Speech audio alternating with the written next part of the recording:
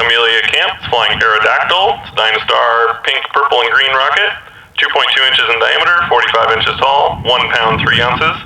And this is a 2-stage flying on an E16 to an E16. So heads up flight off of the low and mid power pads. 1-5, Amelia, are you ready?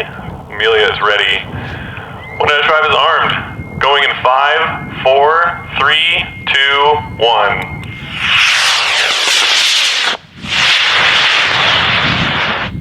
Perfect. Keep an eye on that booster in front of the east side of the flight line right there. Thunk, very nice. Watching the sustainer, we have an event.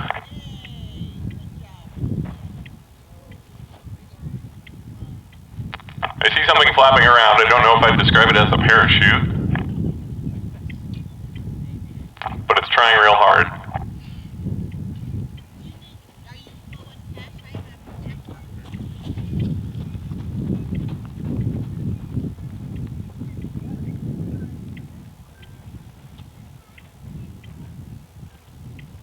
Alright, well that is safely down anyway.